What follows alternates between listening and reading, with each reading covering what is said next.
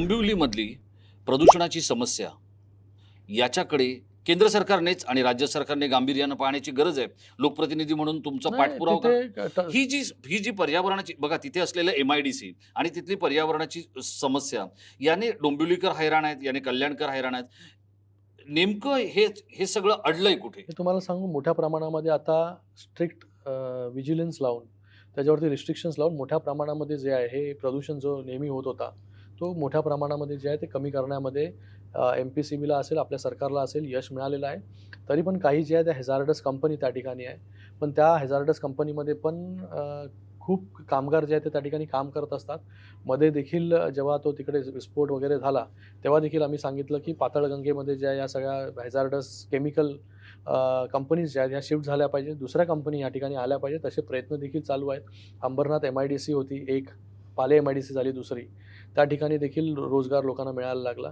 पोल्युशनच्या जे chemical related companies आहेत त्या कमीत कमी त्या ठिकाणी येऊन जे मेकॅनिकल वर्क्स करतात फॅक्टरीज ते जास्तीत जास्त तिकडे आल्या पाहिजे. हा प्रयत्न जो आहे तो आमचा आहे आणि भविष्यामध्ये जे आहे हे सगळे प्रदूषण जे आहे पूर्णपणे निघून जाईल.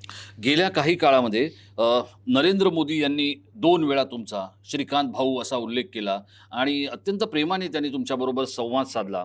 नरेंद्र मोदी हे एक कॉन्स्टंट काम करणारे लीडर म्हणून आपण त्यांना बघतो. राष्ट्रीय पातळीवर, पक्षाच्या पातळीवर आणि जगाच्या पातळीवर. तीच गोष्ट तुमच्या वडिलांची पण. काही दिवसांपूर्वी माझ्या महासंवाद या कार्यक्रमामध्ये भूषण गगराणी हे त्यांच्याबद्दल सांगत होते, की म्हणे एकनाथ शिंदे यांच्या इतका काम करणारा नेता सोडा, मी माणूस पण नाही पाहिला, की इतका वेळ काम करणारा. तर हे जे 2 लोकं तुम्ही बघत तुमचं वाटचाल करताय, एक घरात वडील आणि बाहेर राष्ट्रीय पातळीवर पंतप्रधान नरेंद्र मोदी. या 2 लोकांकडून तुमच्यासारखा तरुण नेता काय शिकतोय? हार्डवर्क. हार्डवर्कला कुठलंही ऑप्शन पर्याय नाहीये. पर्याय नाही. तुम्हाला जर सस्टेन करायचं असेल, तुम्हाला जर ह्या कॉम्पिटिटिव्ह राजकारणामध्ये राहायचं असेल तर तुम्हाला हार्डवर्क शिवाय पर्याय नाही. तुम्ही बोलाल की नाही मला आता बस झालं, आता मी रिलॅक्स करणार, एवढाच टाईम काम करणार, तेवढाच टाईम काम करणार. आता तशी परिस्थिती राहिलेली नाही आहे.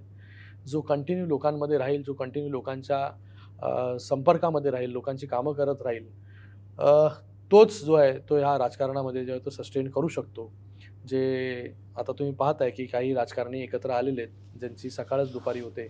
असं राजकारण जे आहे ते या महाराष्ट्रामध्ये यापुढे होणार नाही. कारण की लोकांना जे अपेक्षित म्हणजे आहे, वडिलांची पुण्य आहे किंवा वडील मोठं नाव असलं तरी नाही होणार. लोकांना जे अपेक्षित आहे, लोकांना काम, लोकांसाठी तुम्ही काय करता. आज मोदीजी बघा, आज मोदीजी त्या दिवशी आमचा तो खाण्याचा कार्यक्रम होता त्यांच्या घरी. त्यांनी आम्हाला सगळ्यांना बोलवलं होतं आणि 1 नंबरच्याच टेबलवरती आम्ही देखील 2, 3, 4 लोकं जे होतो मोदीजींच्या बरोबर होतो. 1.5 तास मोदीजींबरोबर जो आहे तो संवाद करायला त्या ठिकाणी वेळ मिळाला. काय शिकलात तुम्ही त्या 1.5 तासात? त्या 1.5 तासामध्ये एकदम लाईफ चेंजिंग गोष्टी होत्या. आपण ज्याला बोलू शकतो की लाईफ लेसन्स, की त्याच्यातून त्यांच्या आयुष्यामधून आपण काय शिकू शकतो. हार्डवर्क, डेडिकेशन, डिवोशन या सगळ्या ज्या गोष्टी आहेत त्या मोदीजींनी केल्या गेले अनेक वर्ष. सगळ्या गोष्टी सोडल्या, फक्त लोकांसाठी वाहून घेणारं नेतृत्व म्हणजे प्रधानमंत्री नरेंद्र मोदीजी. दिवस रात्र.